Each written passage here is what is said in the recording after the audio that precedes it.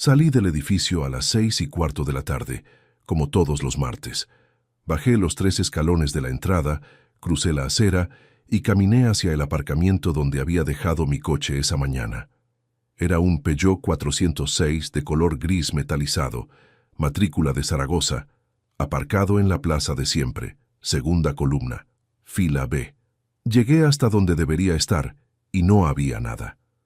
Solo el suelo de hormigón, una mancha de aceite vieja y el coche del compañero de al lado. Me quedé parado sin entender.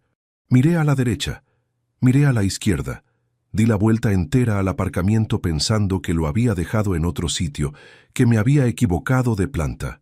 No, no estaba. Mi coche había desaparecido. Saqué el teléfono y llamé a mi mujer. Amparo descolgó al segundo tono. ¿Dónde está el coche?, le pregunté. Hubo una pausa de 3 segundos. 3 segundos que en ese momento no supe leer, pero que ahora entiendo perfectamente. Lo vendí, dijo, con la misma voz con la que me habría dicho que había comprado pan en la panadería de abajo. ¿Cómo que lo vendiste? Tenía deudas que tú no sabías. Necesitaba el dinero. El coche era mío también, Rodrigo. No entiendo cuál es tu problema. Me quedé inmóvil en el aparcamiento con el teléfono pegado a la oreja y un silencio total dentro del pecho. A mi alrededor, la gente pasaba, los coches salían. Alguien cerró el maletero de un vehículo con un golpe seco. El mundo seguía moviéndose con perfecta normalidad. Yo no podía mover ni los pies. Antes de continuar, suscríbete al canal, activa la campanita porque todos los días tenemos nuevas historias. Deja tu like y cuéntanos en los comentarios desde qué ciudad nos estás viendo. Mi nombre es Rodrigo Serrano Vázquez. Tengo 52 años. Soy auditor fiscal en la agencia tributaria desde hace 24 años. He revisado las cuentas de empresas medianas y grandes. He detectado fraudes que se escondían detrás de balances perfectamente presentados. He firmado informes que derivaron en inspecciones, sanciones y, en algunos casos, en procedimientos penales. He pasado la mitad de mi vida adulta mirando números y encontrando exactamente lo que alguien intentaba ocultar. Y sin embargo, la persona que estuvo moviéndose en silencio durante años dormía a mi lado cada noche. Eso es lo que todavía me cuesta más explicar. No la traición en sí, no los 34.000 euros. Lo que me cuesta explicar es cómo alguien con mi formación, con mi experiencia, con mi manera de mirar el mundo, pudo no verlo. Y la respuesta es incómoda porque la culpa no es solo de ella. Pero eso lo entenderéis mejor cuando os cuente quién era yo antes de ese martes. Volví a casa en taxi. 22 minutos de trayecto que hice en silencio total, mirando por la ventanilla sin ver realmente nada. El taxista puso la radio. Un hombre cantaba algo que no identifiqué. Yo tenía la mirada fija en los edificios que pasaban y la cabeza en un estado extraño, como cuando el cerebro recibe algo demasiado grande y decide, por pura necesidad de supervivencia, no procesarlo todavía. Cuando entré por la puerta, Amparo estaba en la cocina. Me saludó sin girar la cabeza, con ese tono de siempre, como cualquier otra noche de cualquier otro martes. Dijo que la cena estaba lista, que sí quería comer pronto porque había comprado algo fresco que no aguantaba mucho. Una voz completamente normal.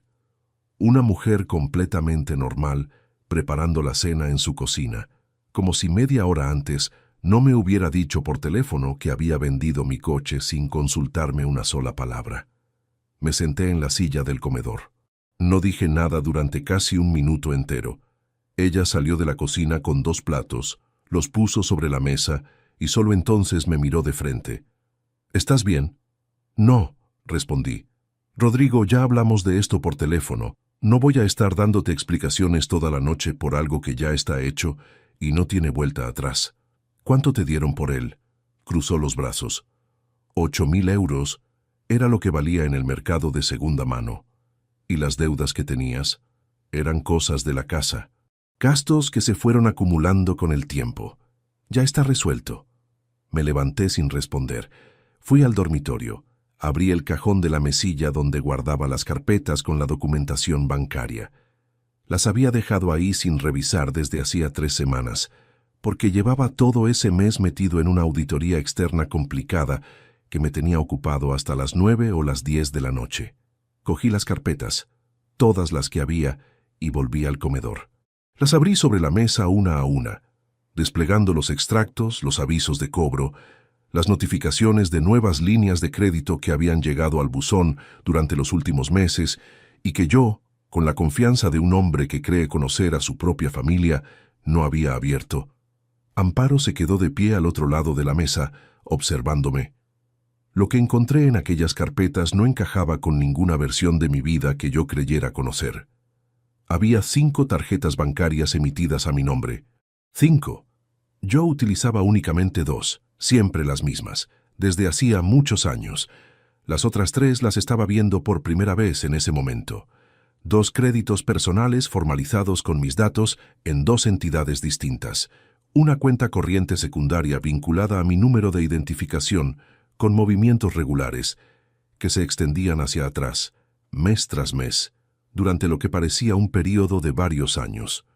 Calculé por encima, sin precisión, sin la calma que necesito cuando trabajo. La cifra que se adivinaba entre aquellos papeles superaba con claridad los 30.000 euros. Levanté la vista hacia Amparo. Ella no dijo nada. ¿Cuánto?, pregunté.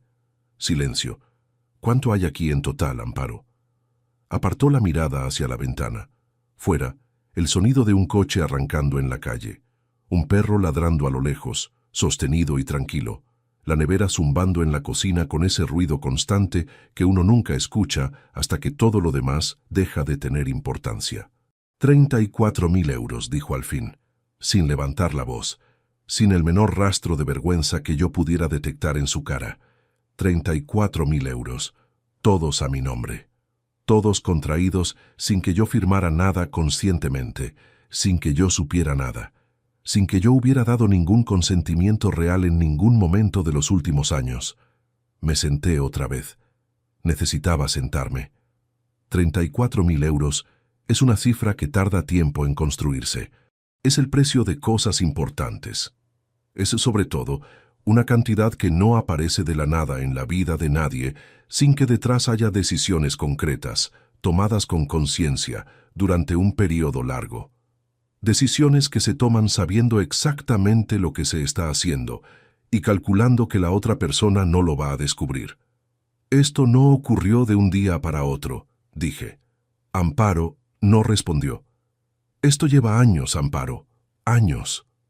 Rodrigo, esta noche no quiero escuchar nada. Levanté la mano con calma, con más calma de la que esperaba tener. Esta noche solo voy a revisar estos papeles. Y eso fue exactamente lo que hice. Me quedé en el comedor hasta pasada la medianoche, extendiendo cada extracto sobre la mesa, ordenándolo por fechas, reconstruyendo la secuencia. Ella se fue a dormir en algún momento sin decir nada más. Cerró la puerta del dormitorio con un sonido suave. Yo permanecí bajo la luz del comedor, con el café enfriándose a mi lado, con el silencio de la casa encima de mí como un peso físico, y con algo que tardé en nombrar, pero que era, sin ninguna duda, el instante exacto en que una versión de mi vida dejó de existir. Hay algo que necesito contaros antes de continuar, algo que no le he dicho a casi nadie. En ese momento, sentado frente a esos documentos, no sentí rabia. Todavía no. Lo que sentí fue algo más parecido al frío. Un frío que comenzaba en el centro del pecho y se extendía hacia afuera despacio, sin apresurarse, como cuando abres una ventana en enero y el aire entra solo, sin fuerza, pero sin detenerse tampoco. Porque soy auditor. He visto este tipo de documentos centenares de veces a lo largo de mi carrera. Sé lo que significan. Sé lo que hay detrás de cada movimiento inusual, de cada línea de crédito abierta sin justificación aparente, de cada cuenta secundaria que existe para que algo no aparezca en la cuenta principal. Y en ese momento, mirando esos papeles extendidos sobre la mesa del comedor de mi casa, mi cabeza no estaba procesando la traición de mi mujer. Estaba haciendo lo único que sabe hacer cuando tiene datos delante: buscar el patrón. Y el patrón estaba ahí, visible, ordenado por fechas con una lógica que a cualquier auditor le resultaría familiar. cantidades distribuidas en importes medianos para no activar las alertas automáticas de los sistemas bancarios, repartidas entre entidades distintas para complicar el cruce de información. Era un trabajo cuidadoso, metódico, el trabajo de alguien que había dedicado tiempo a pensar en cómo hacerlo sin que yo lo descubriera. Lo que aún no sabía esa noche era a dónde había ido ese dinero. Esa respuesta tardaría semanas en llegar. Y cuando llegó, fue considerablemente peor de lo que imaginaba aquella noche. Pero para entender por qué me dolió tanto, como me dolió, y no solo como auditor, sino como hombre, primero necesitáis saber quién fui yo, qué construí durante 27 años, qué creí que estaba protegiendo, porque sin eso, los números son solo números, y esta historia no trata sobre números. El verano de 1995 olía a gasóleo y a papel impreso. Eran las 7:40 de la mañana del miércoles 12 de julio, y yo iba sentado en el tren de cercanías que cubría el trayecto entre Calatayud y Zaragoza con una carpeta de cuero marrón sobre las rodillas, un traje gris comprado 3 semanas antes en las rebajas y los nervios de alguien que empieza su primer día en un trabajo público al que llegó después de 3 años de oposición. La carpeta me la había dado mi padre la noche anterior. Era de piel auténtica, con las iniciales RSB, grabadas en la esquina inferior derecha. Me la puso en las manos sin decir mucho, solo, para que parezcas lo que eres. No sé si quería decir auditor, funcionario o simplemente adulto. En cualquier caso, la cogí sin entender del todo el peso de ese gesto. Lo entendí años después, cuando ya no estaba para que yo pudiera decírselo. En la agencia tributaria de Zaragoza entré a las 9 en punto. Me asignaron una mesa, una contraseña provisional para el sistema y un compañero de despacho llamado Feliciano, que llevaba 12 años en el mismo puesto y me explicó sin que yo se lo pidiera cuáles eran las máquinas del café que funcionaban y cuáles no. Eso fue mi primer día. Sin ceremonias, sin discurso de bienvenida. Solo una silla, una pantalla y lo que en ese momento no medía como 30 años de trabajo, sino como el principio de algo que todavía no tenía nombre claro. 6 años después, en el 2001, compré el Peugeot 406. No era un coche caro. Tenía 34 años, llevaba casi una década en la agencia y había ahorrado durante 2 años exactos para pagarlo sin financiación. 0 deudas, 0 cuotas mensuales.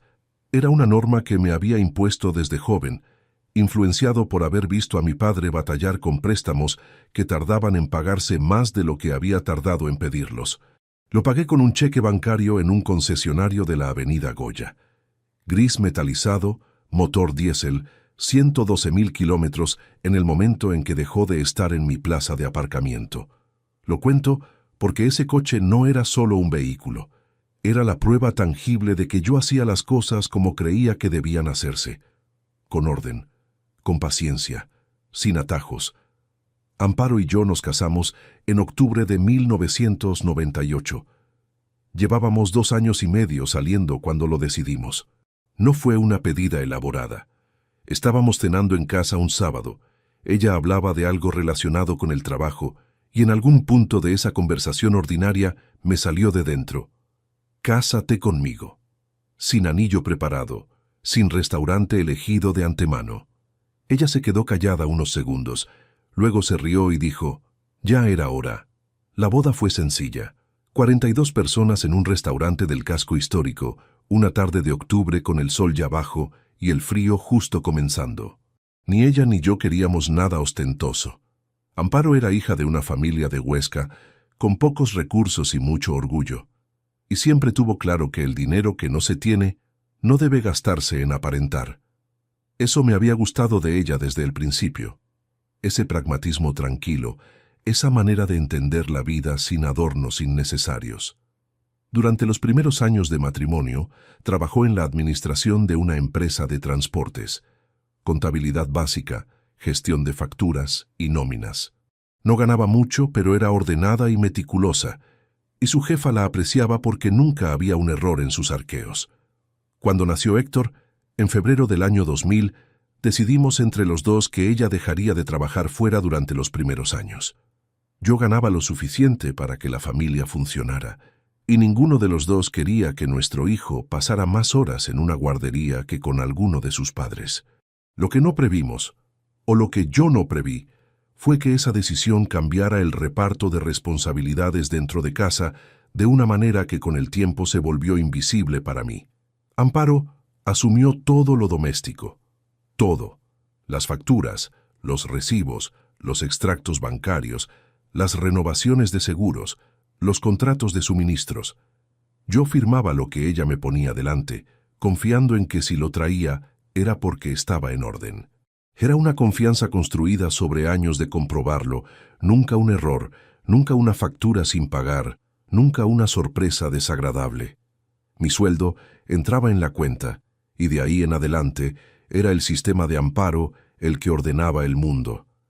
Hay algo que necesito reconocer aquí, aunque no me resulte sencillo. Yo me beneficié de ese sistema, me convenía. Me liberaba de una parte de la carga cotidiana que no me apetecía gestionar, porque llegaba a casa después de 8 o 9 horas revisando balances ajenos sin ganas de enfrentarme a los propios. Y Amparo era buena en eso, genuinamente buena. Durante años esa organización funcionó, las cuentas cuadraban, los ahorros crecían despacio, pero crecían, y yo nunca tuve motivo real para cuestionarlo. Ese fue mi punto ciego. Lo construí yo mismo, ladrillo a ladrillo, durante más de 2 décadas, sin darme cuenta de que también era una puerta que yo mismo había dejado abierta. Héctor era un niño tranquilo, de los que no hacen pasar muchas noches en vela. Creció sin grandes complicaciones, sacaba notas aceptables, tenía amigos en el barrio, practicó fútbol durante 4 años hasta que lo dejó sin demasiada pena. Un hijo normal en el sentido más completo y más agradecido del término. Lo que no era normal, o lo que yo no supe ver a tiempo, fue la distancia que se fue instalando entre nosotros a medida que él crecía y yo seguía igual de enterrado en el trabajo. No fue una ruptura. No hubo ninguna discusión importante que la explicara. Fue algo más parecido al desgaste lento de algo que tampoco había sido nunca demasiado cercano. Yo era el padre que estaba, que pagaba, que preguntaba cómo iban los estudios en la cena. Pero no era el padre que escuchaba de verdad, que se sentaba sin prisa, que preguntaba por las cosas que no tenían respuesta fácil. Esa diferencia, que en su momento me parecía menor, acabó siendo más determinante de lo que calculé. Cuando Héctor cumplió 21 años, le pagué el primer mes de alquiler de un apartamento en el barrio de Las Fuentes. Acababa de empezar un ciclo formativo de gestión empresarial y quería independizarse. Me lo pidió una tarde con esa mezcla de timidez y determinación que tienen los hijos cuando piden algo que ya han decidido de antemano. Le dije que sí, que mientras estudiara y se esforzara, yo cubriría el alquiler. 480 euros mensuales que salieron de mi cuenta durante 3 años seguidos, sin falta, sin retraso. Eso era lo que yo hacía. Pagaba, cubría, resolvía, y pensaba que eso era suficiente para demostrar que estaba presente. En los últimos meses, antes de que todo se rompiera, Héctor había dejado de llamar con la regularidad habitual. Antes lo hacía 1 o 2 veces por semana, normalmente los domingos. Luego pasó a llamar cada 2 semanas, luego menos. Cuando yo le llamaba a él, respondía con frases cortas, decía que estaba ocupado con el negocio que había puesto en marcha.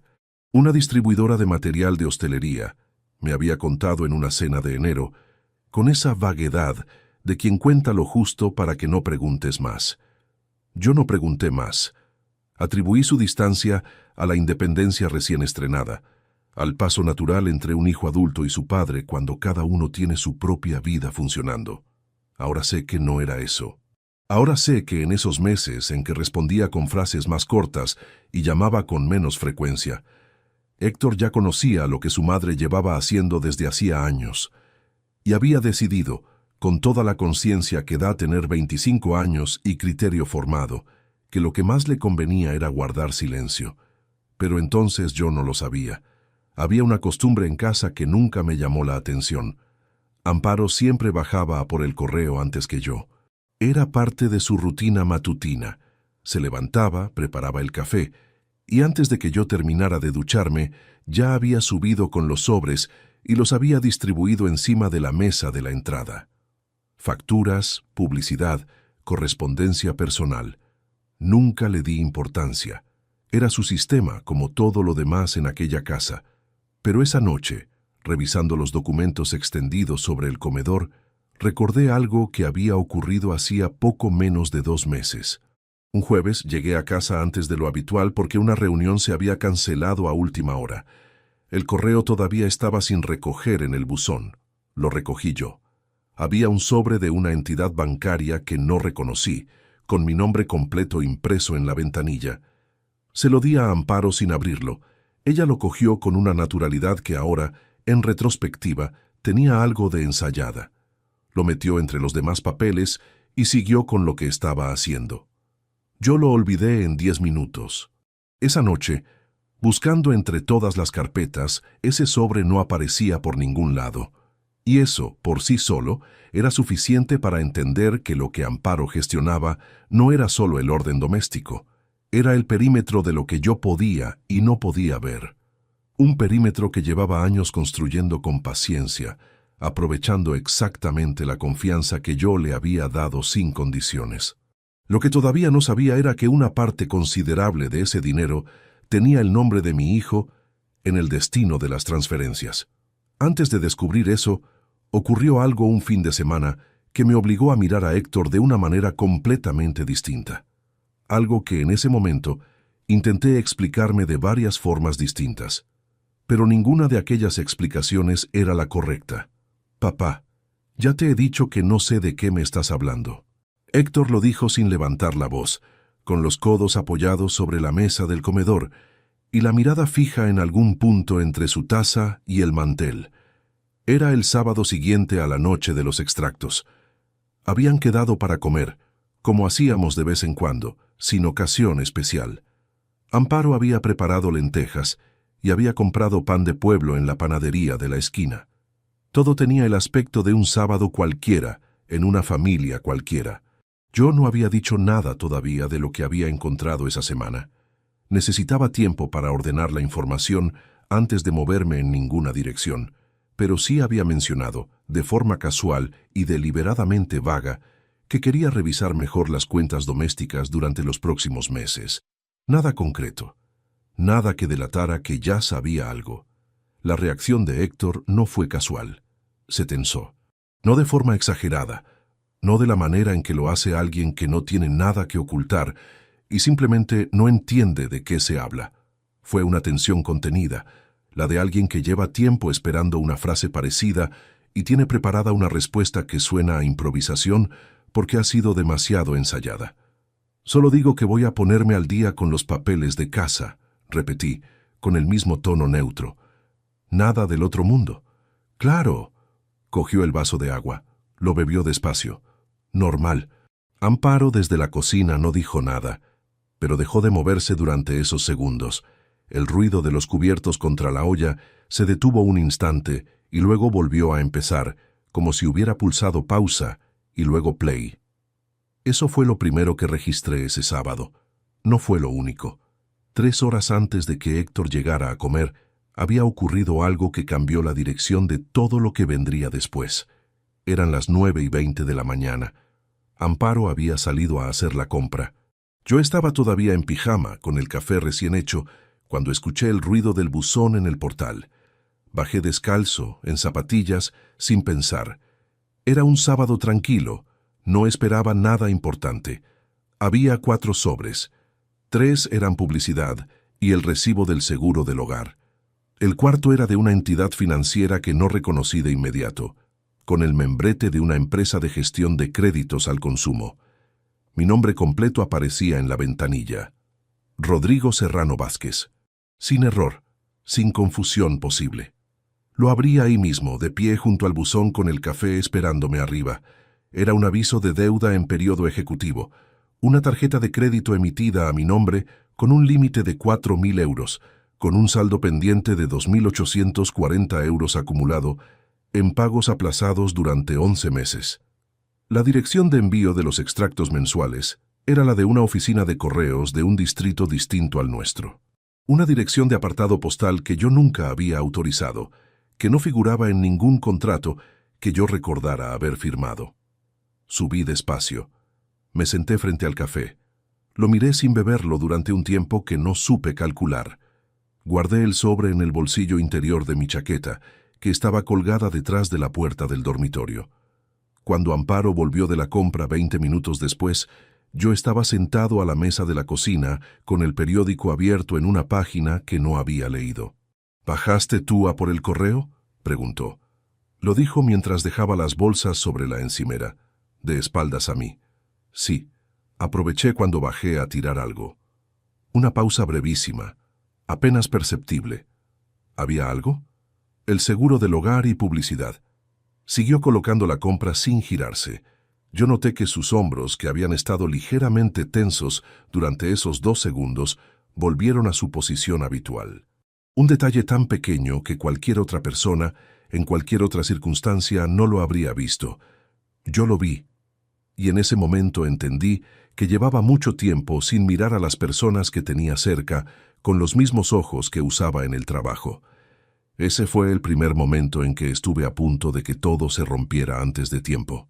Durante la comida, mientras Héctor seguía con esa tensión contenida que intentaba disimular detrás de un tono de voz normal, yo tuve que hacer algo que no esperaba tener que hacer: actuar. Fingir que era el mismo Rodrigo de siempre, el padre que pregunta cómo va el negocio y escucha la respuesta sin buscarle el fondo, el marido que come lentejas en sábado y no tiene nada importante en la cabeza. Fue el esfuerzo más extraño que recuerdo haber hecho en muchos años. No físico, mental. El de contener lo que sabes y seguir mirando a alguien como si no supieras nada. ¿Y la distribuidora?, pregunté cuando el silencio se hizo lo suficientemente largo como para que no preguntar hubiera resultado raro. ¿Cómo va? Héctor tardó un segundo en responder. Bien. Lento al principio, como todo, pero va. ¿Cuándo la registraste al final? Otro segundo, casi imperceptible, pero ahí estaba. En marzo, hace 8 meses. Asentí sin decir nada más. Cogí el pan, lo partí, lo mojé en el caldo de las lentejas. Un gesto completamente ordinario que me dio 3 segundos para calcular. Marzo. 8 meses. Había una transferencia en los extractos que había revisado esa semana, con fecha de febrero, 22 días antes de que Héctor dijera haber registrado la empresa. Una cantidad de 4.300 euros enviada a una cuenta cuyos últimos 4 dígitos yo aún no había podido cruzar con ningún titular. Pero la cronología empezaba a tener una forma que no me gustaba. Héctor se fue antes de lo previsto. Dijo que tenía una reunión a última hora de la tarde con un proveedor, que lo sentía, que otro día se quedaban a tomar el café con calma. Se despidió de Amparo con un beso en la mejilla. A mí me dio la mano. Llevábamos años sin abrazarnos de verdad y ninguno de los dos lo nombraba, porque era más fácil no nombrarlo. Mientras bajaba en el ascensor, yo me quedé en el umbral de la puerta, escuchando el ruido del mecanismo descender planta por planta. Amparo estaba detrás de mí, recogiendo los platos. «Se le ve bien», dijo. «Sí», respondí. Cerré la puerta. Esa tarde, cuando Amparo se echó la siesta, saqué el sobre del bolsillo de la chaqueta y lo estudié durante 40 minutos con la puerta del despacho cerrada. La dirección del apartado postal figuraba 2 veces en el documento. La entidad emisora era una financiera de crédito al consumo con sede en Madrid. La tarjeta había sido solicitada 17 meses atrás, online, con mis datos personales completos: número de identificación, fecha de nacimiento, domicilio real y una dirección de envío alternativa que no era la nuestra. Para solicitar una tarjeta de crédito online en España, hacen falta datos que no están en la guía telefónica.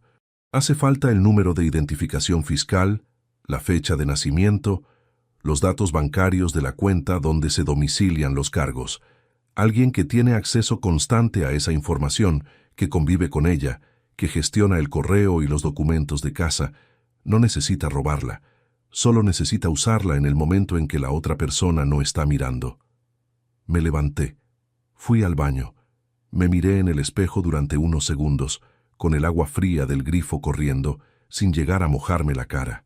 Luego cerré el grifo, volví al despacho y guardé el sobre en el fondo de una carpeta que Amparo nunca abría porque era de archivos de trabajo que yo traía de la oficina. Un lugar al que ella no tenía razón para acceder. Esa misma tarde, mientras Amparo veía la televisión en el salón, yo hice algo que no había hecho en años por iniciativa propia. Entré en el portal bancario de nuestra cuenta principal desde el ordenador del despacho. No el teléfono, donde Amparo podría ver la pantalla sin querer. El ordenador con la puerta cerrada. Tenía acceso. Siempre había tenido acceso. Simplemente nunca había sentido necesidad de usarlo porque el sistema de ella funcionaba y yo confiaba en ese sistema. Pero esa tarde empecé a revisar los movimientos de los últimos 24 meses línea por línea, con la misma concentración con la que reviso un balance de terceros en la oficina. Lo que encontré en la cuenta principal no era suficiente para entender el cuadro completo. Los movimientos sospechosos no estaban ahí, precisamente porque quien los gestionaba sabía que esa era la cuenta que yo podía ver. Las cantidades importantes habían pasado por otro sitio, por las cuentas secundarias, por los créditos, por las tarjetas con dirección de envío alternativa. Cerré el ordenador cuando escuché que Amparo apagaba la televisión. Los pasos por el pasillo, lentos en dirección al dormitorio. Llamó a la puerta del despacho con 2 golpes suaves. ¿Vienes a cenar algo? Ahora voy, respondí con voz completamente normal. Es que hay sobras de las lentejas, si quieres las caliento. Sí, caliéntalas, gracias. Los pasos se alejaron. Esperé a que el sonido del microondas empezara antes de abrir el cajón inferior del escritorio y meter dentro la carpeta con el sobre. Esa noche dormí en la cama con ella, como todas las noches. La oí respirar a mi lado con la regularidad tranquila de alguien que no tiene nada pendiente que resolver. Y yo permanecí con los ojos en el techo, sin moverme, consciente de que lo que había encontrado hasta ese momento era solo la superficie de algo cuya profundidad todavía no podía medir. Lo que todavía no sabía era que las transferencias que no aparecían en la cuenta principal no habían ido a ningún gasto doméstico, a ninguna emergencia de la casa, a nada de lo que Amparo me había dicho esa noche frente a los extractos. Una parte considerable de ese dinero tenía un destino muy concreto, y ese destino tenía el apellido de los dos. Fueron necesarios 4 días y 2 permisos de ausencia, justificados por revisión de expedientes internos, para conseguir lo que necesitaba sin que Amparo lo supiera. El miércoles de esa semana salí de casa a la hora habitual, con el maletín, con el traje, con el mismo gesto de quien va a la oficina, porque es lo que hace todos los días desde hace 24 años. Pero no fui a la oficina. Fui a una sucursal bancaria del centro, no a la nuestra de siempre, donde la directora nos conocía por el nombre y le preguntaba a Amparo por su madre cada vez que nos cruzábamos. Fui a una oficina de otra entidad, una donde nadie me conocía, donde podía sentarme frente a un empleado y pedir información sin que esa petición llegara a oídos de nadie vinculado a mi vida cotidiana. Quería entender el sistema de apartados postales. ¿Cómo se solicitaban? ¿Qué documentación exigían? Si era posible rastrear una dirección de ese tipo a partir de los datos que yo tenía en el aviso de deuda que guardaba en la carpeta del despacho. El empleado que me atendió tenía unos 30 años, gafas de montura fina y la paciencia de quien ha explicado lo mismo muchas veces. Me dijo lo que ya sospechaba, que un apartado postal podía ser solicitado por cualquier persona con un documento de identidad válido, que los datos del titular quedaban registrados en el contrato, pero que el acceso a esa información desde fuera era limitado sin una orden judicial o un proceso legal formal. Salí a la calle. Me quedé en la acera con el maletín en la mano y el sol de noviembre dando de costado, frío y sin fuerza. Tenía suficiente para entender el mecanismo. Amparo no había actuado por impulso. Lo que había construido tenía una arquitectura. Alguien que abre un apartado postal alternativo para redirigir los extractos de una tarjeta no lo hace por descuido. Lo planifica con antelación y con la intención de mantenerlo invisible el tiempo que sea necesario.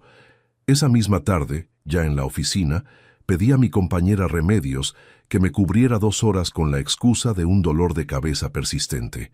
Ella lo hizo sin preguntar, porque llevábamos años funcionando así, cuando alguno necesitaba espacio sin dar explicaciones.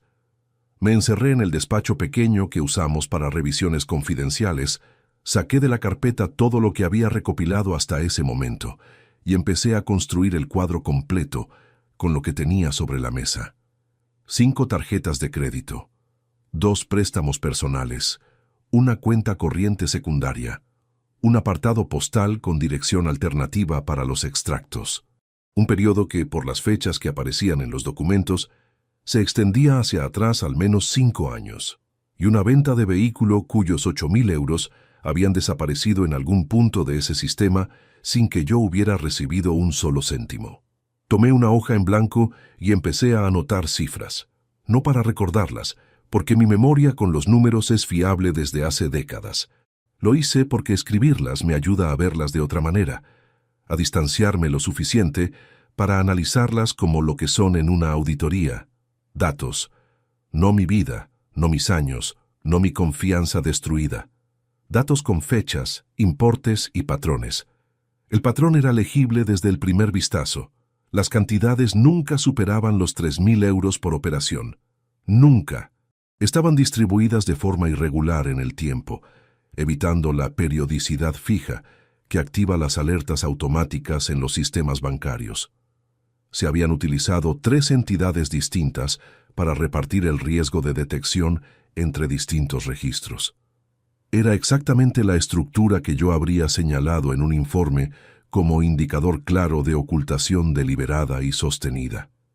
Eran las 6:45 de la tarde cuando llegué al contrato del segundo préstamo personal. Lo había dejado para el final, porque era el documento más extenso, y quería tener la concentración completa para leerlo entero. Era un préstamo por importe de 12.000 euros, formalizado 18 meses atrás con una entidad de crédito online.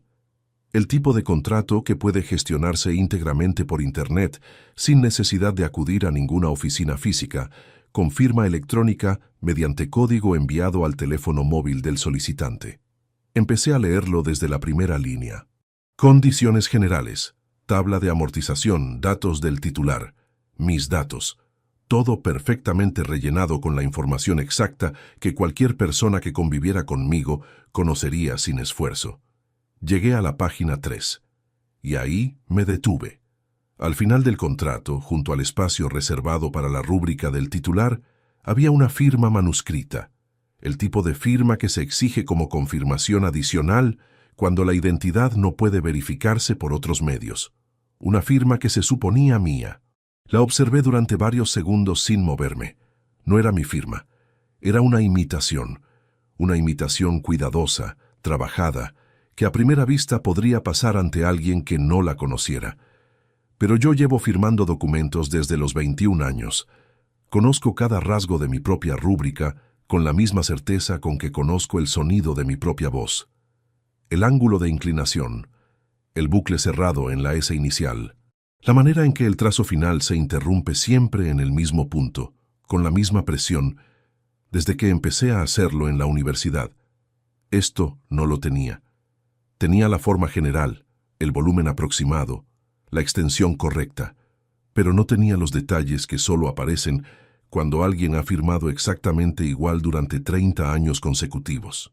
Era la firma de alguien que había estudiado la mía durante tiempo suficiente para reproducirla con bastante habilidad ante una entidad online que no iba a contrastarla con ningún original, pero no era la mía. El bolígrafo que tenía en la mano lo dejé sobre la mesa con un movimiento que no controlé del todo. Hizo un golpe seco y breve contra la madera. En el pasillo, al otro lado de la puerta cerrada, se escucharon voces de compañeros despidiéndose al final de la jornada. El ruido completamente normal de una tarde completamente ordinaria de trabajo. Yo seguí mirando esa firma.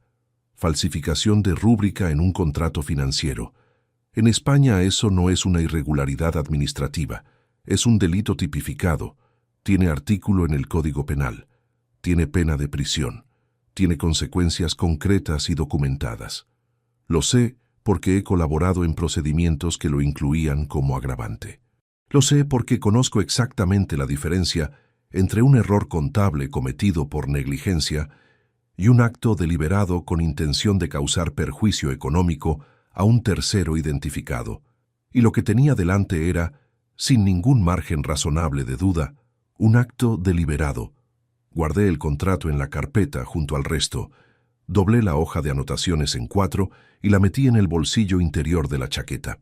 Apagué la luz del despacho, salí al pasillo, saludé a Remedios con un gesto y le dije que el malestar había cedido, que hasta mañana. Ella respondió algo sobre los cambios de temperatura de noviembre. Le di la razón sin escuchar realmente lo que decía. Conduje de vuelta a casa en el SEAT de alquiler con las manos firmes sobre el volante y la cabeza ordenando lo que tenía. Fecha del primer crédito, fecha del apartado postal, fecha de cada tarjeta, fecha de la venta del coche. 5 años de movimientos distribuidos con cuidado para que no pudieran verse todos a la vez.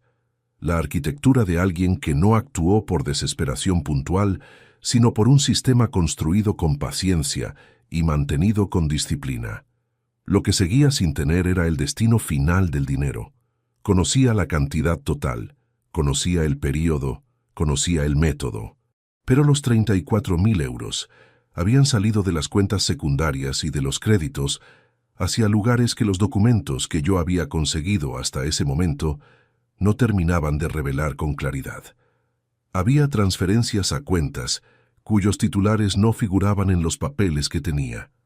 Números incompletos. Referencias que necesitaban cruzarse con información bancaria a la que yo no podía acceder, sin un proceso formal o sin la colaboración de alguien con conocimientos legales que yo solo no tenía. Esa noche llegué a casa pasadas las 8. Amparo estaba en la cocina.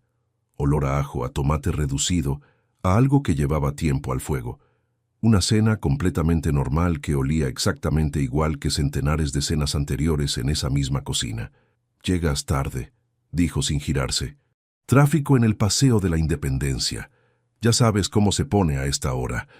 Hay albóndigas. En 10 minutos están». Me cambié de ropa en el dormitorio. Guardé la chaqueta con la hoja dentro en el armario, detrás de las americanas que no uso en invierno. Salí al salón. Encendí la televisión con el volumen bajo. Me senté.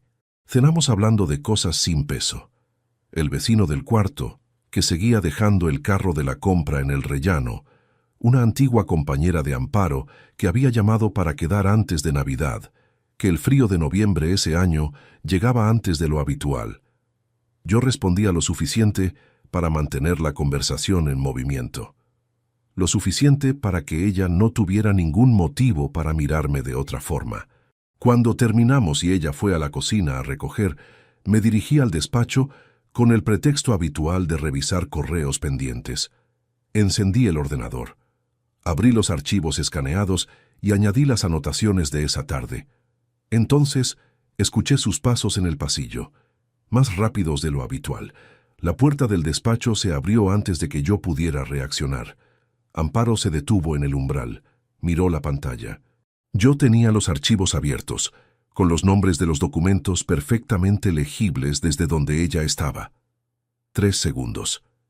Quizás 4. El tiempo exacto en que una persona mira algo sin saber todavía qué está viendo. Hice lo único que podía hacer. Moví el ratón con calma y abrí encima, sin cerrar nada, la bandeja de entrada del correo del trabajo, como si fuera lo que estaba consultando desde el principio. «¿Qué haces?», preguntó. «Correos de esta tarde que dejé sin responder». «Son 2 minutos». Me observó un segundo más. Luego asintió. «No tardes, que mañana madrugas». Cerró la puerta. Me quedé inmóvil frente a la pantalla con el pulso acelerado. Respiré una vez, luego otra, minimicé el correo y volví a los archivos. Había una transferencia que llevaba 2 días sin poder identificar del todo. Un importe de 4.300 euros enviado desde una de las cuentas secundarias a una cuenta cuyo número de entidad, esa noche, reconocí por fin. Era la misma entidad donde Héctor me había mencionado, en alguna conversación a principios del año anterior, que había domiciliado la cuenta de su empresa recién abierta. Solo era el número de entidad, no el número completo, no la confirmación que necesitaba, pero era suficiente para que lo que hasta ese momento había sido una posibilidad incómoda adquiriera un peso completamente distinto. Para conseguir el número completo de esa cuenta, sin levantar sospechas, iba a tener que llamar a mi hijo y comportarme exactamente como el padre que no sabe nada, como el hombre que todavía confía. Lo que no sabía todavía era que Héctor, en ese mismo momento, estaba tomando una decisión que iba a complicar todo considerablemente más de lo que yo calculaba esa noche. Llamé a Héctor el jueves a mediodía, desde el teléfono de la oficina, no desde el móvil personal. Una precaución pequeña pero concreta. Si él mencionaba la llamada a Amparo, que le dijera que había llamado desde el trabajo, que era algo laboral, que no había podido hablar largo porque estaba en medio de una jornada. Nada que levantara preguntas innecesarias. Descolgó al cuarto tono. «Papá, ¿todo bien?» «Sí, hombre. Te llamo porque quería saber cómo va el negocio. El otro día se me quedó la cosa a medias, que te tuviste que ir antes». Un silencio breve.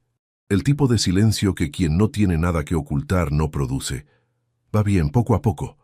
¿Ya tienes clientes fijos o todavía estás en fase de prospección?» Otra pausa, más corta, como si hubiera calculado que pausar 2 veces seguidas era demasiado visible. «Tengo 3 hosteleros que me compran con regularidad, 1 en el Raval y 2 en Gracia. Y estoy trabajando un contacto en Hospitalet que puede ser importante». «¿Y la cuenta bancaria de la empresa? ¿Al final te abriste con la misma entidad o cambiaste?» La pregunta la formulé mientras fingía revisar un papel sobre mi mesa, con el tono de alguien que pregunta por curiosidad genuina, sin intención detrás. La construí así porque llevo 24 años formulando preguntas durante auditorías que no deben parecer lo que son. «Con CaixaBank», dijo Héctor. Al final me quedé ahí. «Bien. Son razonables con las comisiones para empresas pequeñas. Más o menos». «Oye, ¿y cuando la registraste, tuviste que hacer algún depósito inicial de capital?» Que me lo preguntó un compañero del trabajo que está pensando en montar algo y no sabe cómo funciona el tema. Silencio. Más largo que los anteriores. 2 segundos completos que entre 2 personas que se conocen pesan exactamente el doble que entre desconocidos. «Sí, 3.000 euros de capital social mínimo. ¿Y te los prestó alguien o los tenías ahorrados?» «Los tenía». La respuesta llegó demasiado rápida. Tenía algunos ahorros de antes. «Claro, claro. Le digo a mi compañero entonces que hay que tener ese mínimo previsto». «Sí. Oye, papá, que estoy a punto de entrar a una reunión. Venga, no te entretengo. Un abrazo». Colgué. Me quedé con el auricular todavía en la mano durante unos segundos antes de dejarlo en la base. Héctor tenía 25 años y una empresa registrada en CaixaBank con capital inicial que, según él, procedía de ahorros propios. 3.000 euros de capital social mínimo era la versión legal y pública, pero los 4.300 euros que yo había identificado en la transferencia desde la cuenta secundaria de Amparo no eran capital social.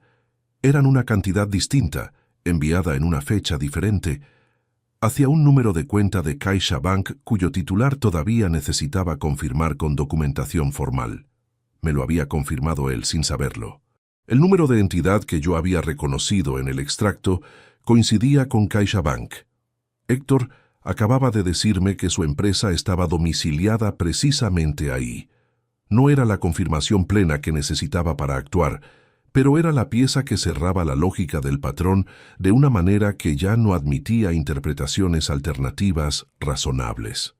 Soy auditor. Cuando un patrón tiene esta forma y todas las piezas apuntan en la misma dirección, la probabilidad de que sea coincidencia deja de ser algo que un profesional considera seriamente. Esa misma tarde llamé a Ismael. Nos conocíamos desde la Universidad de Zaragoza, donde habíamos compartido piso durante 2 años y estudiado en mesas distintas de la misma biblioteca. Él estudió Derecho, yo Economía. Llevábamos décadas viéndonos con la irregularidad de la gente adulta, con vidas llenas, pero había entre nosotros esa clase de confianza que no necesita frecuencia para mantenerse en pie. Ismael Fuentes Ramos tenía 56 años, ejercía la abogacía civil con especialización en derecho patrimonial y había trabajado en procedimientos de fraude financiero como perito colaborador de varios juzgados a lo largo de su carrera. No era el amigo al que llamaba para hablar de cualquier cosa. Era el hombre adecuado para lo que yo necesitaba en ese momento. Quedamos esa misma tarde a las 7 en un bar del centro, lejos del barrio donde vivíamos, lejos de cualquier lugar donde alguien que nos conociera pudiera vernos y mencionarlo después sin ninguna intención. Le puse encima de la mesa la carpeta con todos los documentos, sin preámbulos innecesarios. Le expliqué la cronología en 15 minutos con los mismos términos directos con que elaboro un informe técnico. Ismael escuchó sin interrumpirme, con el café entre las manos, mirando los papeles que yo iba señalando conforme hablaba. Cuando terminé, tardó unos segundos antes de responder. La firma falsificada es el punto más sólido de todo esto, dijo. Lo demás puede tener interpretaciones defensivas. Que ella gestionara las finanzas domésticas, que tú delegaras esa responsabilidad durante años, que los créditos se justifiquen como gastos del hogar que ella no puede desglosar con precisión. Un abogado defensor puede trabajar con eso, pero una rúbrica falsificada en un contrato financiero es un hecho objetivo, no admite versión alternativa, eso es falsedad documental. Artículo 392 del Código Penal. ¿Y la venta del coche? Ismael abrió el sobre con la documentación del registro de vehículos. La estudió durante un minuto en silencio, pasando las hojas con calma. Esta compraventa está formalizada con una autorización firmada en tu nombre para que ella actuara como vendedora en tu representación. Si tú no firmaste esa autorización, yo no firmé nada relacionado con esa venta. Asintió despacio. Entonces tenemos 2 documentos con tu rúbrica falsificada. Y eso transforma esto de un incidente aislado en un patrón de conducta reiterado, lo que legalmente cambia de forma significativa la gravedad del conjunto. Dejó el café en el plato con el gesto de quien ha terminado de procesar algo, y está pasando a la siguiente fase.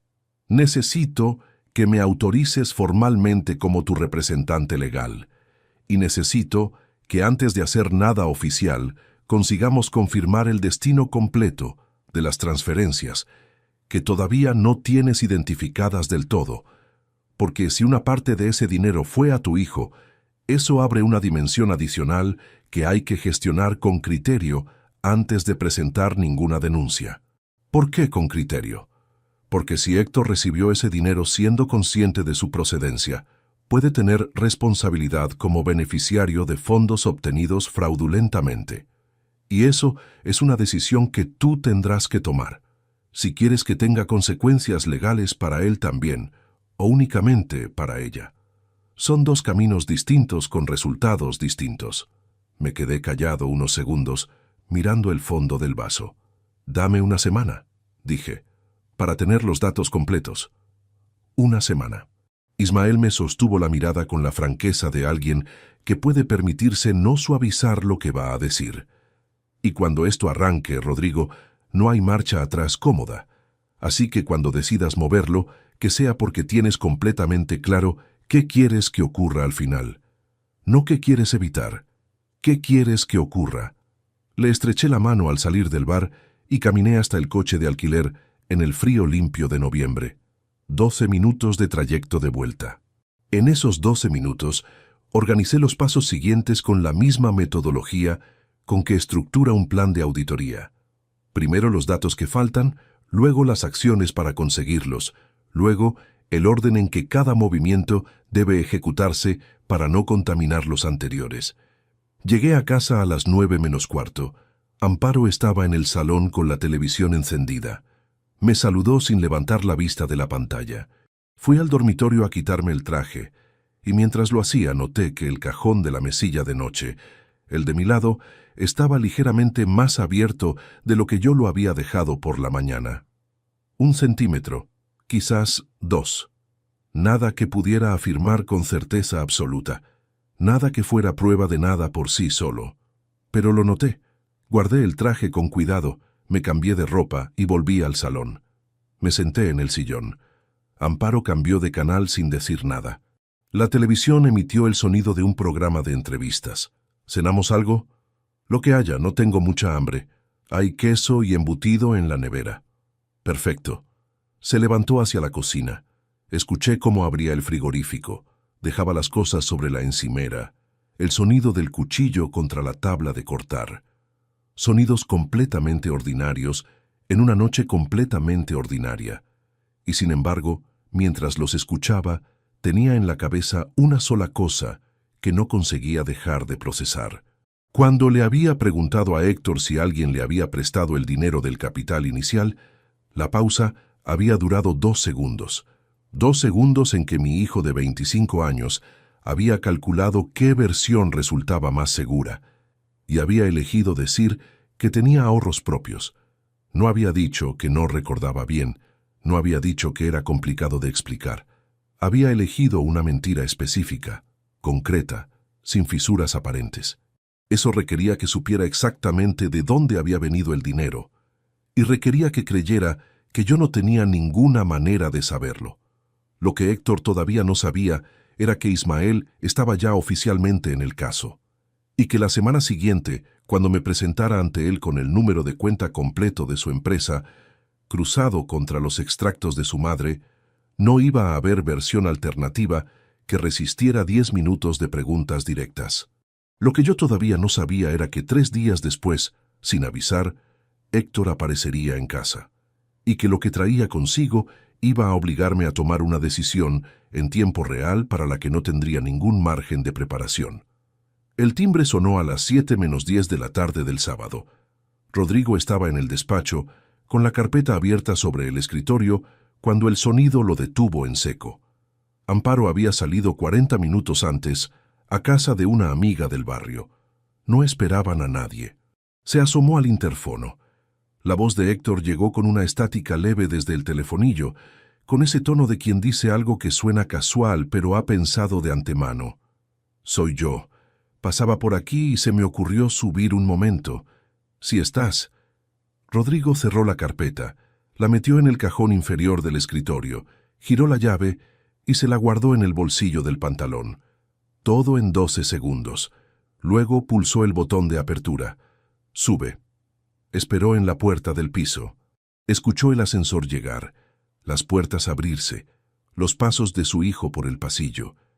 Héctor apareció con una cazadora de lona oscura, las manos en los bolsillos y esa expresión levemente forzada que Rodrigo ya conocía demasiado bien de las últimas semanas, la de alguien que intenta parecer más tranquilo de lo que está. «Venía de ver a un cliente por la zona», dijo mientras entraba. «Pensé que igual te apetecía tomar algo». «Claro. Pasa». Fueron a la cocina. Rodrigo puso la cafetera, sacó 2 tazas, abrió el armario. Movimientos completamente ordinarios que necesitaba ejecutar con lentitud deliberada para que sus manos no delataran nada. Héctor se sentó en la silla de siempre, la del lado de la ventana, y apoyó los codos sobre la mesa con un gesto que Rodrigo reconoció desde cuando el chico tenía 12 años. Era su postura de cuando algo le pesaba y no sabía cómo nombrarlo. «¿Está mamá?» «En casa de Rosario. Vuelve sobre las 9». Asintió. Miró la ventana. Fuera el cielo de noviembre estaba completamente cerrado. Una plancha gris uniforme sin textura. «¿Y tú cómo estás?», preguntó Héctor. Era una pregunta que su hijo no le había hecho en meses, quizás en años con esa frecuencia real. Rodrigo la dejó reposar un segundo antes de responder. «Bien, el trabajo aprieta en esta época, pero bien». «¿Y lo del coche? ¿Ya lo has resuelto?». La pregunta llegó con una naturalidad demasiado cuidada, como si hubiera calculado el tono exacto con que un hijo pregunta por un asunto doméstico sin importancia. Rodrigo sirvió el café, dejó una taza frente a Héctor y se sentó enfrente. «Más o menos», respondió. Son cosas que pasan. Héctor cogió la taza. La sostuvo entre las dos manos sin beberla todavía. Mamá me comentó que habías estado algo raro últimamente. Ahí estaba. No había venido de camino de ningún cliente. Había venido a medir el terreno, a calcular cuánto sabía su padre o cuánto sospechaba, para poder reportar algo a Amparo esa noche o al día siguiente. Rodrigo lo entendió en ese instante, con la misma claridad con que entiende cuando un contribuyente auditado llega a una reunión con demasiadas explicaciones preparadas, porque necesita saber qué sabe el auditor antes de decidir qué admite. «¿Raro cómo?», preguntó Rodrigo con tono neutro. «No sé. Dice que estás callado, distante. Estoy cansado. Es una auditoría larga la que tengo ahora. Ya pasará». Héctor bebió el café. Asintió despacio. El silencio que siguió fue de los que se llenan con lo que nadie dice. «Bueno», dijo al fin, dejando la taza en el plato, «con tal de que estés bien». Se quedaron otro cuarto de hora hablando de nada en particular. El negocio, el frío, un partido de fútbol que habían emitido el fin de semana anterior. Rodrigo mantuvo el mismo tono durante todo ese tiempo, ni frío ni excesivamente afectuoso. El tono de un padre que escucha, que no tiene nada urgente que decir. Cuando Héctor se fue, le dio la mano en la puerta exactamente igual que la última vez. Esa noche, Rodrigo no durmió más de 3 horas seguidas. El domingo fue a ver a su madre. Consuelo Vázquez Ortega vivía en el piso donde Rodrigo había crecido, en el mismo barrio de Calatayud, donde su padre había trabajado durante 41 años como empleado de banca. Era un cuarto piso sin ascensor, con una escalera de mármol desgastado y una puerta de madera oscura que su madre se negaba a cambiar porque era la misma que había visto el día que llegó a ese piso de recién casada, con 23 años y una maleta pequeña. Tenía 74 años y una salud razonablemente sólida para su edad, con la rodilla izquierda que le daba problemas desde hacía 2 inviernos y una manera de moverse por la cocina que no había cambiado en 40 años. Rodrigo llegó a las 12. Ella ya tenía la mesa preparada y el guiso al fuego. «Llegas más delgado», fue lo primero que dijo. «Estoy igual, madre». «No estás igual. Siéntate». Comieron sin prisa. Su madre le preguntó por Amparo, por Héctor, por el trabajo. Rodrigo respondió con lo suficiente para que las preguntas no se repitieran. Ella conocía esa manera suya de contestar desde que era adolescente y no insistió, aunque él sabía que había registrado cada cosa que no le decía. Fue después del café, mientras Consuelo recogía las tazas con esa lentitud que había adquirido en los últimos años y que a Rodrigo le encogía el pecho cada vez que la veía, cuando ella dijo algo sin mirarlo. «Tu padre también llegaba así algunos domingos». Rodrigo no respondió, con esa cara de llevar algo guardado que pesa más de lo que uno puede con ello. Dejó las tazas en el fregadero y se quedó de espaldas un momento, y yo siempre esperaba a que lo dijera.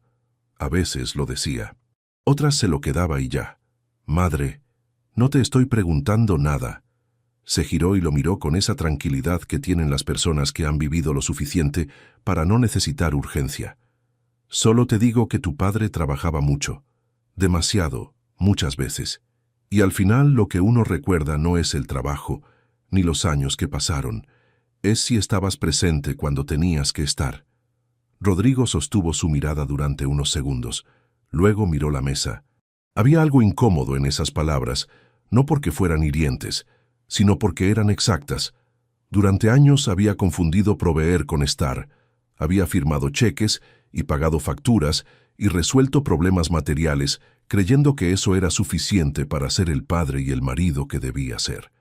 Y mientras hacía eso, había dejado que Amparo gestionara un territorio que era suyo también, que era responsabilidad compartida, y había mirado hacia otro lado no por descuido, sino por comodidad. Por la comodidad de quien delega lo que no le apetece gestionar y luego se sorprende de haber perdido el control. Eso era real, y era una responsabilidad que no podía cargársela a ella. Lo que ella había hecho con ese espacio de confianza era otra cosa completamente distinta. Pero el espacio lo había creado él. Antes de levantarse a despedirse, recordó algo que había guardado sin nombrarlo durante semanas. desde que todo empezó. Una tarde de hace 6 años, cuando tenía 46, había llegado a urgencias con una crisis de presión que los médicos describieron como leve, pero que a él le pareció que el mundo se apagaba por los bordes. Le pusieron suero, le monitorizaron durante 4 horas, le enviaron a casa con medicación y reposo. Amparo había llegado al hospital en 20 minutos. Se había sentado a su lado sin hacer preguntas innecesarias, sin el drama que en esa situación habría resultado fácil y comprensible. Le había cogido la mano y se había quedado ahí callada, presente, con esa clase de compañía que no necesita palabras para ser real. Cuando el médico le explicó que no había motivo de alarma, ella había asentido sin llorar, sin derrumbarse, con una solidez que Rodrigo no supo agradecer bien en ese momento, porque estaba demasiado ocupado siendo el paciente. Esa mujer también existía. Esa tarde también había ocurrido. La memoria no funciona por conveniencia, descartando lo que contradice la narrativa más sencilla, y Rodrigo no iba a fingir que 6 años de una tarde podían borrarse porque los años siguientes habían revelado algo distinto. Lo que aquella tarde no cambiaba era lo que estaba en la carpeta del despacho. Las dos cosas podían ser verdad al mismo tiempo, y esa simultaneidad era quizás lo más difícil de sostener de todo el asunto. Se despidió de su madre con un abrazo más largo de lo habitual. Ella no lo comentó. Le dijo que abrigara bien, que el frío de noviembre en la carretera de vuelta a Zaragoza era traicionero. Él le prometió que sí. Llegó a casa pasadas las 4 de la tarde. El piso estaba en silencio. Amparo no había regresado todavía de donde fuera que hubiera salido esa mañana. Fue directamente al despacho, sacó la llave del bolsillo y abrió el cajón. Pasó la siguiente hora y media trabajando con los documentos que Ismael le había devuelto con anotaciones. Necesitaba cruzar los últimos datos que faltaban, los 4 dígitos finales del número de cuenta de CaixaBank que aparecía en las transferencias contra el número de cuenta que Héctor le había dado en algún momento del año anterior para hacerle una transferencia del alquiler. Lo tenía anotado en algún lugar de la agenda vieja que guardaba en la estantería del despacho. Encontró el número. Lo comparó dígito a dígito. Coincidía. 11.000 euros distribuidos en 4 transferencias. La cuenta de destino era la cuenta empresarial de su hijo. 3 de las transferencias tenían fechas anteriores al registro formal de la empresa en el registro mercantil, lo que significaba que Héctor había recibido ese dinero antes de que la empresa existiera legalmente, en un periodo en que no había ninguna justificación mercantil posible para esa entrada de fondos. Estaba anotando ese detalle cuando escuchó la llave en la cerradura de la puerta de entrada. Amparo había vuelto antes de lo que esperaba. Los pasos en el pasillo, directos hacia el dormitorio primero, el ruido del armario abriéndose para dejar el abrigo, luego silencio durante unos segundos, luego los pasos de nuevo, acercándose hacia el despacho. Rodrigo no tuvo tiempo de cerrar el cajón con llave. Lo empujó suavemente hasta que quedó casi cerrado. Movió los documentos que tenía sobre el escritorio hacia la izquierda y colocó encima, con el movimiento de quien lleva semanas haciéndolo, una carpeta de trabajo de la oficina que mantenía siempre cerca precisamente para esto. La puerta se abrió. Amparo se quedó en el umbral. Lo miró el escritorio. ¿Trabajando en domingo? Un informe que tengo que entregar el martes. Aproveché que estaba tranquilo. Se acercó un paso. Sus ojos recorrieron la mesa con una atención que duró menos de 3 segundos, pero que Rodrigo sintió como si fueran 30. ¿Comiste algo? Estuve en casa de mi madre. Me dio de comer allí. Asintió. Dio media vuelta hacia la puerta. Luego hago algo de cenar. Perfecto. Cuando sus pasos se alejaron por el pasillo y escuchó la televisión encenderse en el salón, Rodrigo soltó el aire que había estado reteniendo sin darse cuenta durante casi 1 minuto completo. Abrió el cajón despacio, metió los documentos dentro, lo cerró con llave. Tenía la confirmación que necesitaba. 11.000 euros, 4 transferencias, fechas anteriores al registro de la empresa, cuenta a nombre de su hijo. Ismael podía trabajar con eso. Lo que Rodrigo no había calculado era lo que encontraría 2 días después dentro del mismo cajón que acababa de cerrar. Algo que él no había dejado ahí. Algo que no debería haber estado en ese lugar bajo ninguna circunstancia.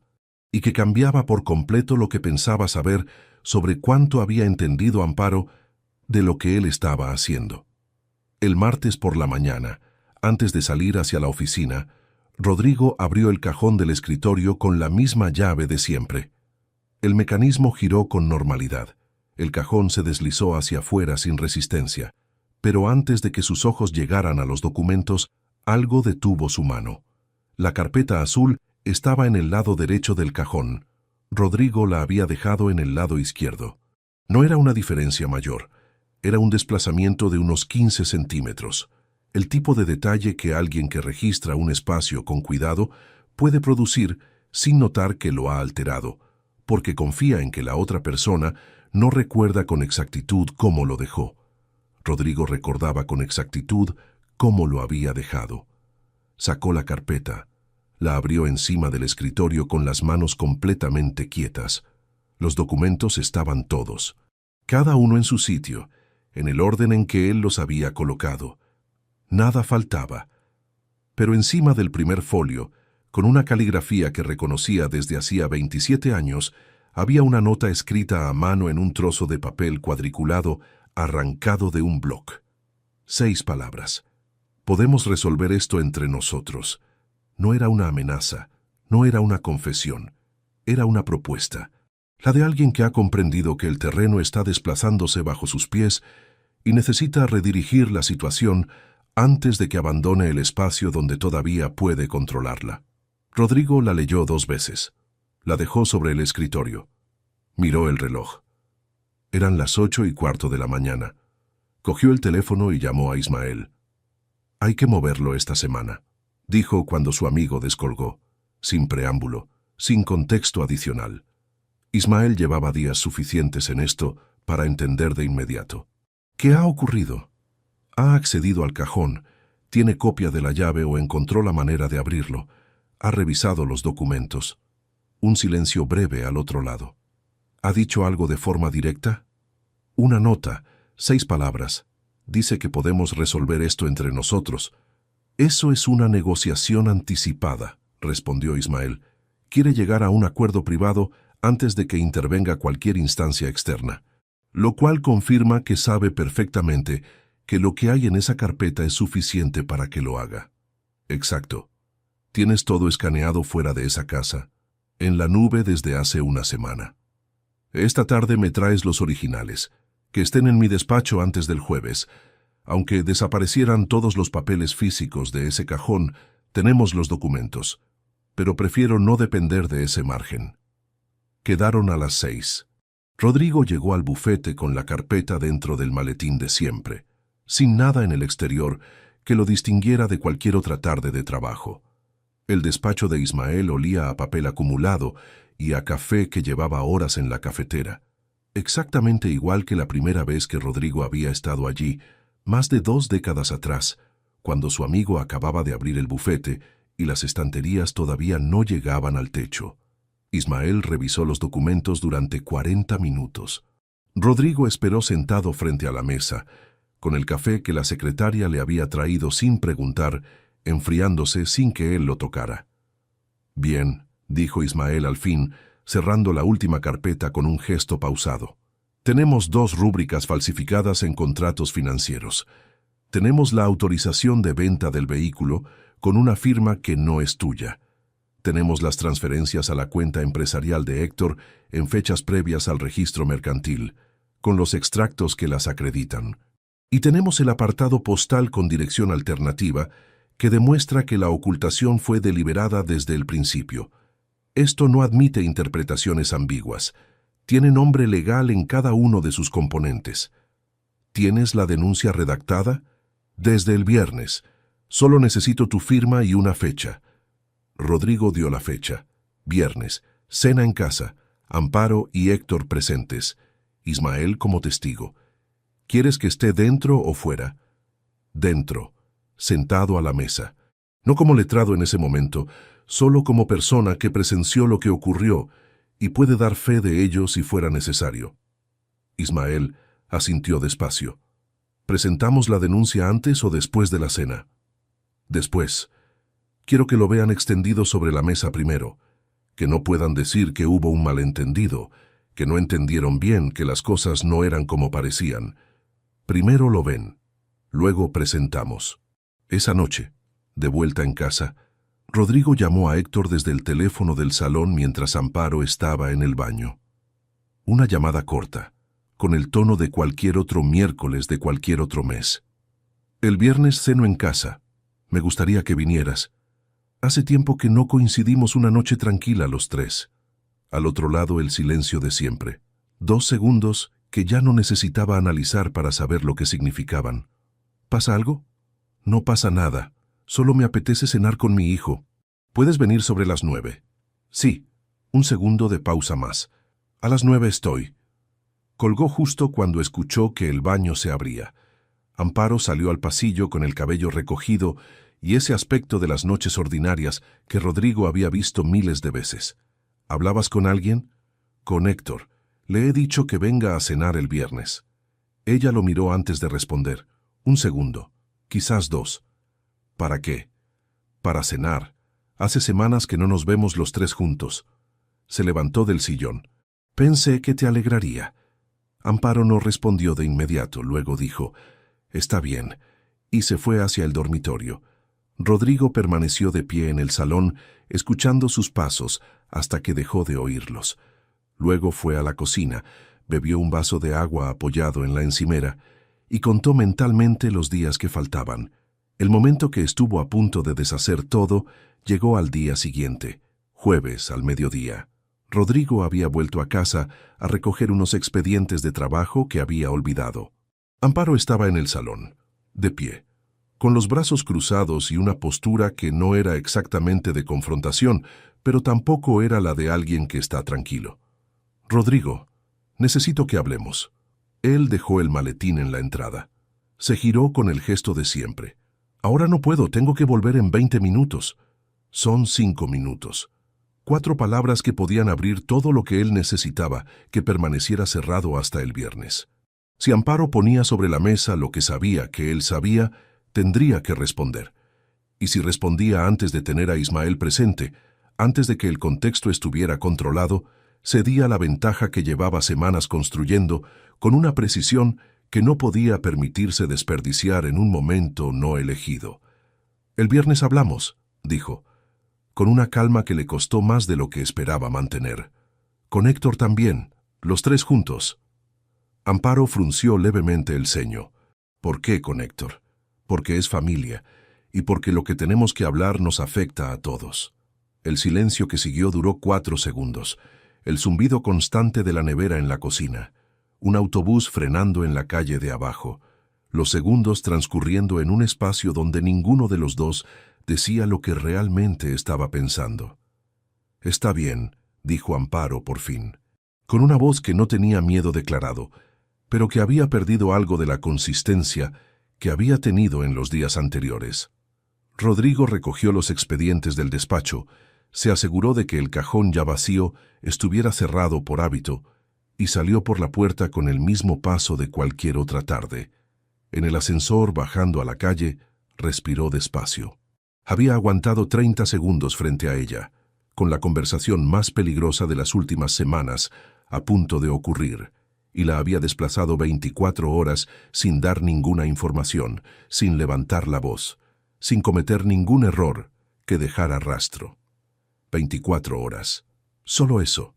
Esa noche, cuando Amparo llevaba media hora durmiendo, el móvil de Rodrigo vibró en silencio sobre la mesilla. Era Ismael. Salió al pasillo antes de descolgar, cerrando la puerta del dormitorio con el cuidado de quien sabe que la proximidad del final no es el momento para cometer el primer error. «Perdona la hora», dijo Ismael, «pero necesitas saber esto antes de mañana». «Dime». «He revisado la documentación de la compraventa del vehículo con mayor detenimiento. La autorización que se utilizó para la venta lleva fecha del 8 de octubre. Pero el contrato con el comprador Está firmado el 2 de octubre, 6 días antes de que existiera la autorización. Rodrigo no respondió durante un instante. Vendieron el coche antes de tener el documento que supuestamente autorizaba la venta. Exactamente. La autorización fue fabricada con posterioridad a la operación, con la fecha retrocedida para que pareciera anterior. Eso no es únicamente una rúbrica falsificada. Es un documento construido con fecha falsa para justificar retroactivamente un acto que ya se había ejecutado. Eso es un grado de premeditación adicional al que ya teníamos. Los sistemas de registro de las entidades tienen fechado propio que no puede alterarse externamente. Mañana llegamos con más de lo que calculábamos. Rodrigo apoyó la frente contra la pared fría del pasillo, cerró los ojos un momento, luego los abrió. ¿Lo tienes incorporado al expediente? Esta misma noche. Colgaron. Rodrigo permaneció de pie en el pasillo oscuro, con el teléfono en la mano. Al otro lado de la puerta, la respiración acompasada de Amparo seguía su ritmo sin ninguna interrupción, exactamente igual que todas las noches anteriores, como la de alguien que duerme sin ningún peso pendiente. Mañana a las 9 llegaría Héctor, y ninguno de los dos sabía todavía lo que los esperaba sobre esa mesa. La mesa del comedor estaba puesta para 4. No era un detalle simbólico ni una declaración. Era simplemente la manera más natural de sentar a 3 personas sin que ninguna quedara en un extremo, con el cuarto lugar ocupado por Ismael, a quien Rodrigo había presentado a primera hora de la tarde como un amigo que pasaría por allí antes de cenar. Amparo lo había saludado con la cortesía de siempre. Héctor llegó 9 minutos después de las 9, con la misma cazadora de lona oscura del sábado anterior, y estrechó la mano de Ismael con el gesto levemente tenso de quien no sabe exactamente en qué está entrando, pero empieza a calcular que el terreno no es del todo lo que esperaba. Rodrigo había preparado la cena él mismo esa tarde. Algo sencillo: tortilla, pan, embutido, queso, las mismas cosas que había en cualquier viernes ordinario de cualquier mes anterior. Quería que los primeros minutos tuvieran el aspecto de lo normal, no para confundir a nadie, sino porque sabía, por experiencia de décadas, que cuando alguien se sienta a una mesa sin saber lo que viene, la normalidad inicial amplifica todo lo que viene después. Comieron durante 20 minutos. Ismael habló del tráfico de entrada a Zaragoza, de un asunto profesional sin nombre concreto, del frío que ese noviembre estaba resultando más constante de lo habitual. Héctor comió poco. Amparo habló lo suficiente para que el silencio no se volviera visible. Pero Rodrigo notó que no terminó lo que tenía en el plato y que cada vez que Ismael abría la boca, sus ojos lo medían de una manera que no tenía nada de casual. Cuando terminaron, Rodrigo recogió los platos sin prisa, los llevó a la cocina, volvió al comedor y, sin sentarse todavía, abrió el maletín que había dejado en la silla del rincón antes de que llegaran. Sacó la carpeta. La dejó sobre la mesa con el sonido suave del cartón contra el mantel. Se sentó. Cruzó las manos encima de la carpeta. «Tengo que enseñaros algo». Héctor se quedó completamente quieto. Amparo miró la carpeta durante un segundo antes de levantar los ojos hacia Rodrigo. Ismael tenía las manos sobre la mesa y no dijo nada. Rodrigo abrió la carpeta. Sacó los documentos en el orden que había decidido la noche anterior. Primero los extractos de las cuentas secundarias, con las fechas marcadas con una línea fina de bolígrafo rojo. Luego, las 5 tarjetas de crédito emitidas a su nombre, con los saldos acumulados. Luego los 2 contratos de préstamo personal. Luego el aviso de deuda con la dirección del apartado postal alternativo. Los fue colocando sobre la mesa uno a uno, sin apresurarse, con la misma metodología con que presenta un informe de auditoría a los responsables de una empresa que acaba de ser inspeccionada. 34.000 euros, dijo, con una voz completamente plana. Distribuidos en 5 líneas de crédito y 2 préstamos personales, abiertos a mi nombre en 3 entidades distintas entre hace 5 años y hace 8 meses. Con los extractos mensuales redirigidos a un apartado postal alternativo que yo desconocía para que no llegaran a este domicilio. Amparo no habló. Esto, Colocó el contrato del segundo préstamo encima de los demás, abierto por la página 3. Es mi firma, o algo pensado para parecer mi firma. Llevo firmando mis documentos con la misma rúbrica desde los 21 años. Este trazo no es el mío. Señaló el punto exacto sin tocarlo. Y aquí, añadió la autorización de compraventa del vehículo. La autorización que supuestamente me representaba en la venta del coche tiene fecha del 8 de octubre. El contrato con el comprador está fechado el 2. La autorización fue fabricada 6 días después de que la operación ya se había ejecutado, con la fecha retrocedida para darle una apariencia de legitimidad que en los sistemas de registro de las entidades no tiene ningún soporte. Hizo una pausa, miró a Héctor. ¿Y esto? El último documento. Las 4 transferencias con las fechas y los importes marcados. 11.000 euros en 4 movimientos, desde una de las cuentas secundarias hacia una cuenta de CaixaBank, cuyo número completo coincide con el de la cuenta empresarial que tú me diste hace 14 meses para que te hiciera el ingreso del alquiler. 3 de esas transferencias tienen fecha anterior al registro de tu empresa en el registro mercantil, lo que significa que recibiste ese dinero antes de que la empresa existiera legalmente.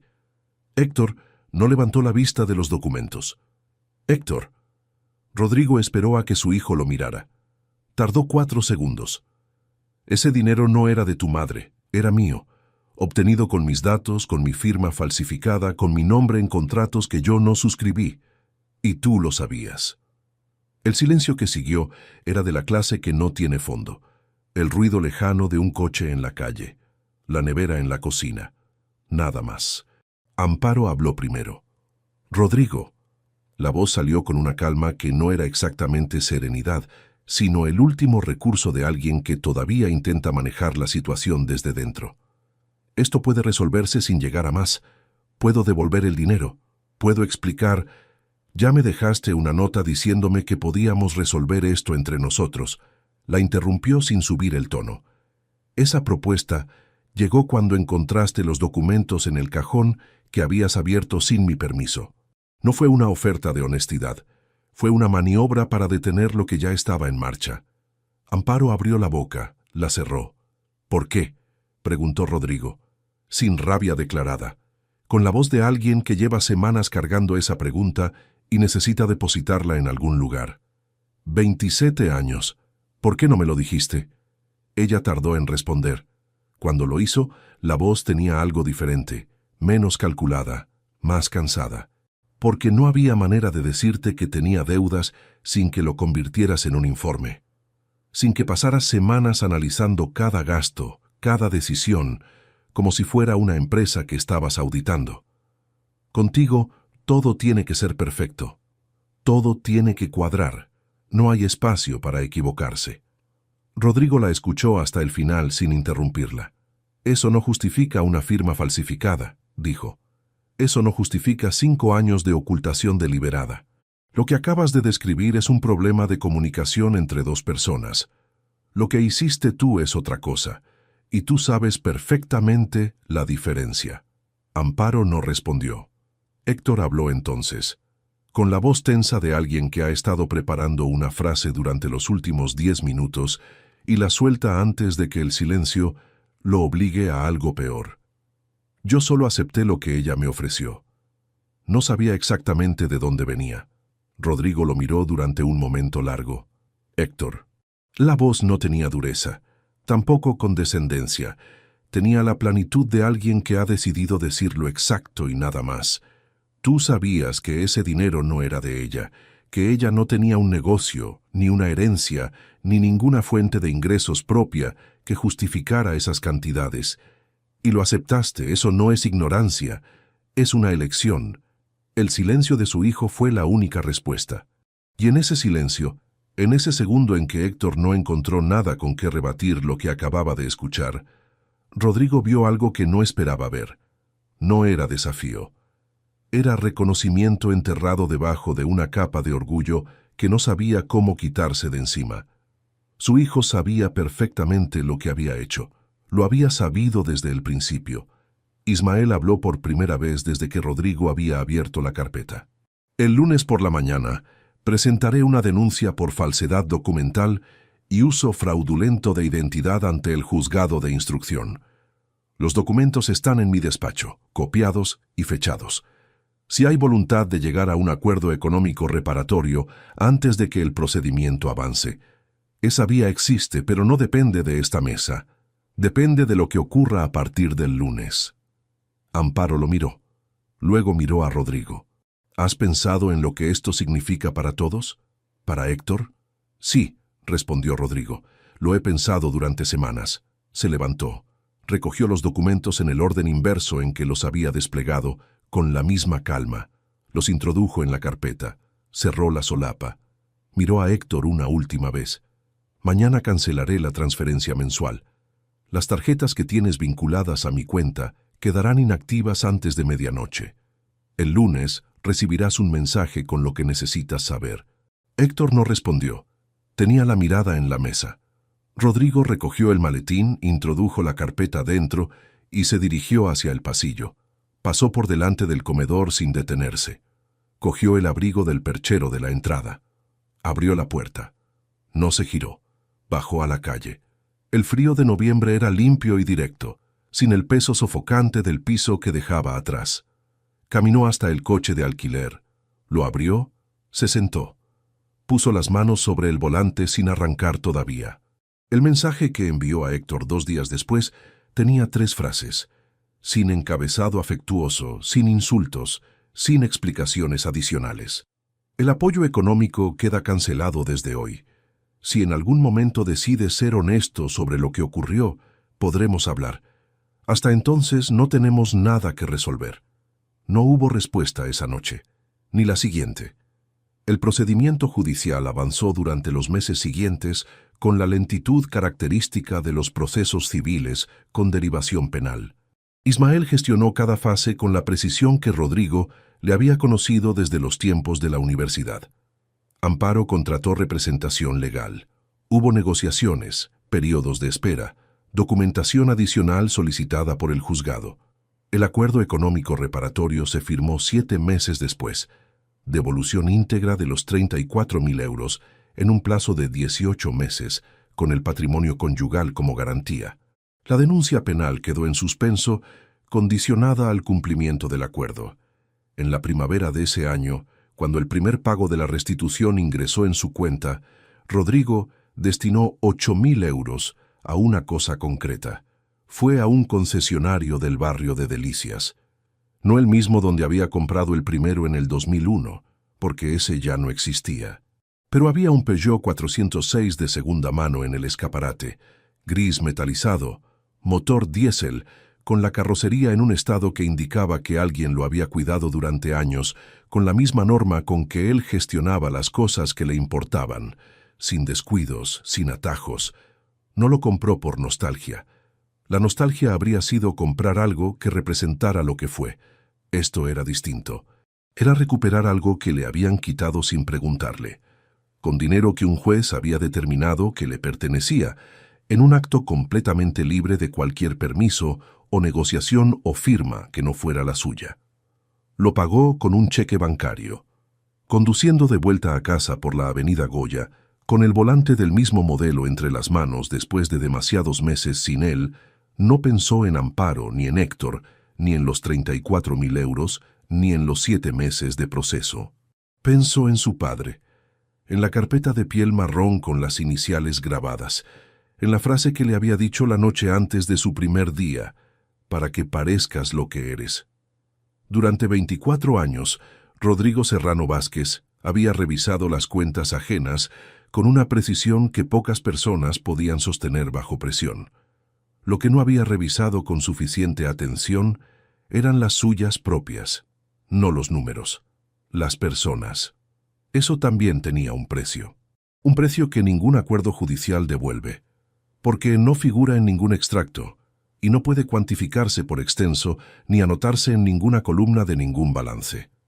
Pero esa mañana de primavera, con el coche gris moviéndose por la ciudad que conocía de memoria, lo que sentía no era victoria ni derrota, ni el peso de los años que no podían deshacerse.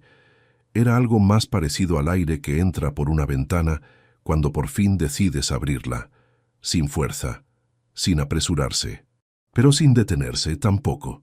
Si te gustó esta historia, dale like al video, suscríbete al canal y comparte tus impresiones en los comentarios. Para escuchar la próxima historia, haz clic en la caja de la izquierda. Gracias por vernos.